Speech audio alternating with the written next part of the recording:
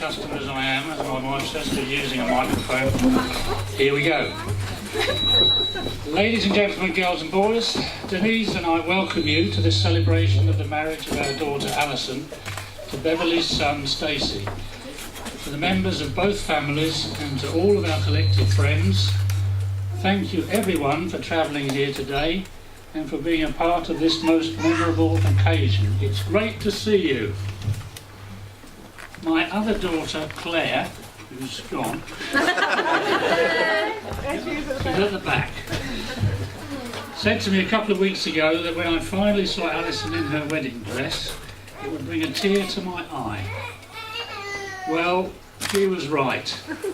Everyone must agree that Alison looks absolutely wonderful today.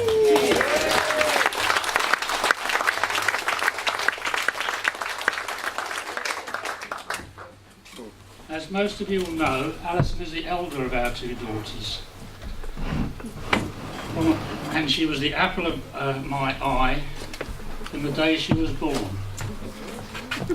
It's just as well when we had Claire that I had another eye for her. There may be the more analytical ones among you who are thinking, what would have happened if they had a third child? Well, nobody will ever know the answer to that, so just move on. Daughter number one, as Denise calls Alison when she phones us, did well in a variety of subjects at the local grammar school in Bournemouth and made a lot of friends. She also played in the Bournemouth Youth Orchestra, which involved travelling around with her instrument, which was not a violin or a piccolo, you understand, but a three-quarter sized double bass. Denise used to get all three of them in her Citroen AX, which for those of you too young to know is about the size of a medium wheelbarrow, plus shopping, defying several of the laws of physics and possibly the Road Traffic Act as well. By the time she reached the sixth form, Alison's teenage rebellion had been in full swing for some time. I won't say too much about it.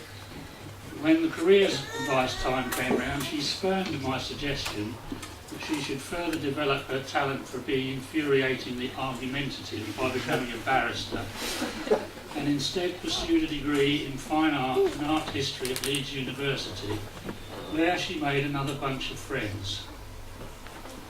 After she graduated, posts for graduates were, like now, hard to come by, and after a disappointing spell of job hunting, a friend recommended her for a job in London, which she successfully applied.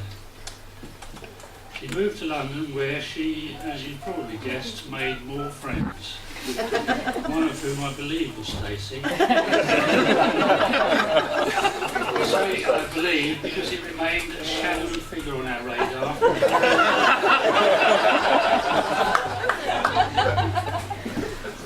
Anyway, after a spell, her employers asked for volunteers to staff their new branch office in, of all places, Leeds. So, to cut a very long story short, Alison decided to move back to Leeds. Stacey had to get to like northern beer, wear a flat cap and learn about ferrets. At this point, a vague glimmer of realisation began to dawn on her mother and me. Did you have any idea at that stage, Bev? No. It was just after that move back to Leeds when the sky came crashing down on us all. When Alison became ill, the real strength of her and Stacey's relationship became apparent to everyone.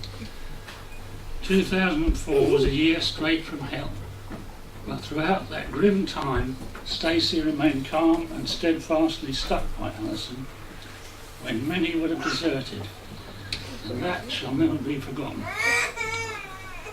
During her illness, Alison showed a grit and determination which made us very proud of her. Some didn't believe she was capable of such a fight, but she pulled through, and of course, Alison being Alison, she made several friends while in hospital. And then, of course, before you can turn round, it's, oh, I've got over that, I think we'll buy a house and I'll start a new career in teaching. There's never a dull moment, is there, Stacey? That new career has given Alison an opportunity to reconnect with her artistic side, to pass on her skills and develop several new ones. You can see a little of her handiwork around the hall today.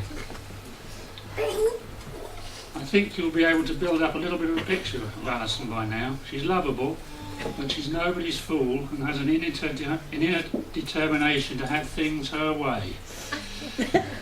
She can also put up shelves and cook, but she hates spiders. I guess she's figured that out by now, Stacey.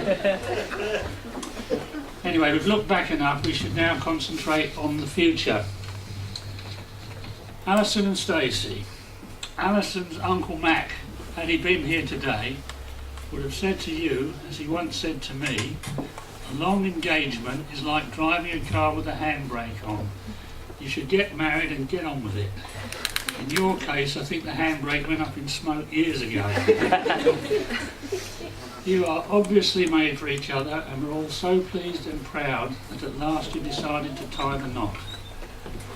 Stacey, Denise and I are glad to welcome you as a member of our family, and we look forward to watching your marriage to Alison develop and blossom. Alison has matured into a fine, spirited woman, but she has a tender side, and that needs to be cared for. Stacey, we charge you with that responsibility. Everything else you can sort out yourselves. The official thank yous will come shortly, but a few personal ones to Bev, Jim, Donna and Sean, Andy, Claire, the best men and bridesmaids, to Mike for the roast, to Fred and Linda Jones for the catering, to Kirsty and Bryony for serving, and to Ian for doing everything else. It's been really great. Thank you all for helping in your various ways to make such a special day. Finally, I say thank you to my wonderful wife, Denise. She nurtured, helped and held together the whole family in good times and in bad. Yours has been and always will be truly at the centre of it all. And now I think it comes to a toast. Ladies and gentlemen and children, I give you the bride and groom as they start out on their new adventure. May this day be the worst day of their lives together. The bride and groom.